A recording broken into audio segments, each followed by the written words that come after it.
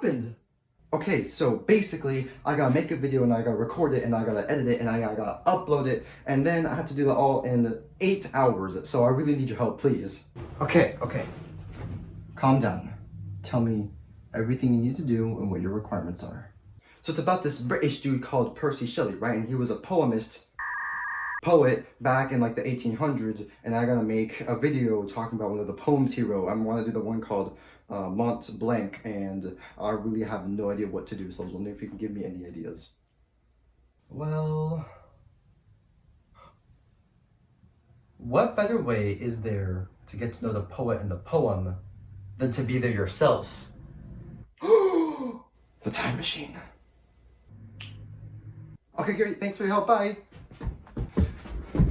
Take me to the French Alps in August of 1816.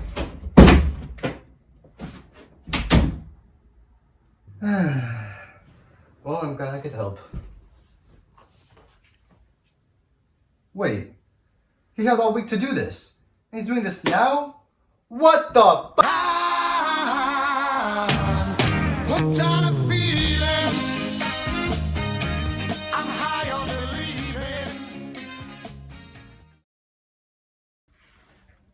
The everlasting universe of things flows through the mind and rolls its rapid waves, now dark, now glittering, now reflecting gloom, now lending splendor where from secret springs the source of human thought its tribute brings of waters, with a sound but half its own. Such a feeble brook will oft assume, in the wild woods among the mountains lone, where waterfalls around it leap forever, where woods and winds contend, and a vast river over its rocks ceaselessly bursts and raves.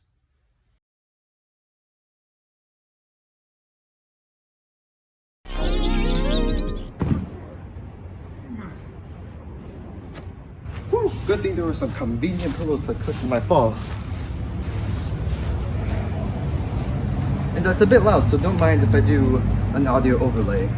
Let's get to it. This is Percy Shelley. He was a nice young chap who lived during the Romantic era of Britain from 1792 to 1822. Right off the bat, Shelley was quite different than some of the other poets and artists during this time period. This is evident in the event in which got him expelled from college, in which he co-authored a pamphlet called The Necessity of Atheism. This utterly shocked the college and he was gone for good. After that, he began writing and met his future wife, Mary Godwin, who would go on to write Frankenstein. He made another friend, Lord Byron, who was another romantic poet, and they went on a trip together. It was during this trip to the French Alps that Shelley became inspired to write about the beauty of the mountains that he saw. The overall poem talks about glory, power, and the size of the mountain, and the surrounding environment such as the forest and waterfall. Shelley utilizes many metaphors, personification, and alliteration to make his words pop out to the reader.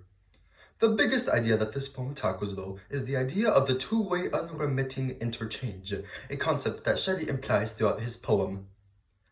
The idea of this exchange is that just as the power of the mountain awes the person viewing it, the person looking at the summit gives it purpose, essentially saying that both the mind and the mountain need each other. Without the mountain, the person will not feel anything that sparks their imagination, and without the human, what purpose does the mountain serve artistically? This is the duality that Shelley explores in Mont Blanc, the dichotomy of human and nature.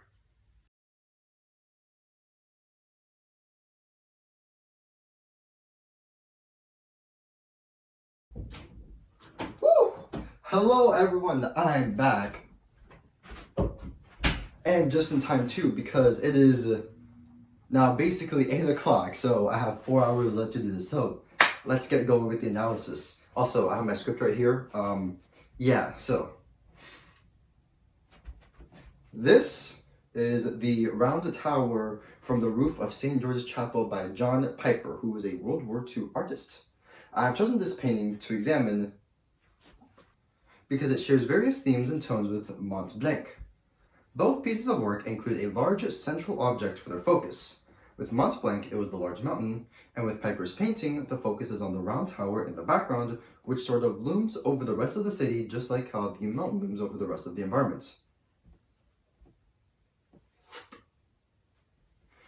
There's another common theme in power, but both works are opposite in what power they display.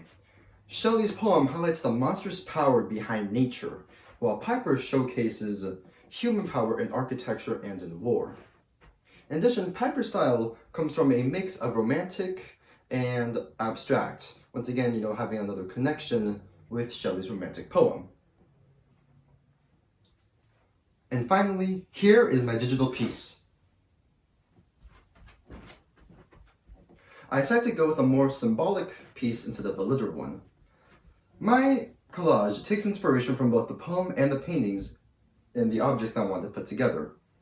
The Big Ben clock tower is very prominent in the piece, which represents the Romantic era as it was being built during that time. In addition, it looms over the ship and the sea, just like how the mountain and the round tower overlook their respective areas. In addition, I included a boat at sea to symbolize both the power of nature and man, the sea and the ship. In the background, there is a dark sky with a lightning bolt. The lightning bolt references the power of nature that is ever so prevalent in Shelley's Mont, Blanc, while the dark sky is an homage to Piper's painting, which also includes dark clouds and was a signature of Piper's style for a while. Finally, the last thing I want to talk about is my lack of words on my collage. The reason for this is because both Shelley's and Piper's works both did not include any humans in it. And while it's true that Piper's piece revolves around human architecture and Shelley's piece involves the perspective of him, a human, there are no visible people other than them around. And I decided to convey that human emptiness by not including any words. A mountain, untouched. A city, undisturbed. Okay, I'm done! Woo! Haha, see? Told you I'd be able to make it. No. Momentous? Edgy boy. Ah! I've come to warn you to not be too late. Wait, what? Huh? I came from the future, using the future time machine. From the future. By the way, I came here to warn you, edgy boy, that in the future timeline, you don't finish your video. Oh, I didn't know you could do that. Also, wait, I just finished recording. It's still late, and editing shouldn't take more than 2 hours. I'm fine. You misunderstand, edgy boy. After you finished recording the rubric part of your video, you decided to record a short bit at the end. But you overestimated how much time it would take you. So then, you ended up not being able to turn it on time, and you got a 0 on your grade. Oh no! And that seems like a very me thing to do, actually.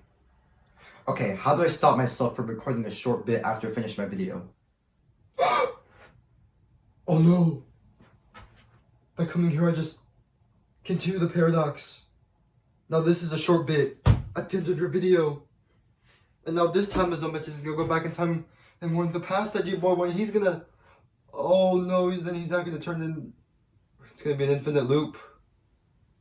Where no one ever turns in the project. Hey, what does the stop recording button do? Wait, don't press it, that'll erase this from existence!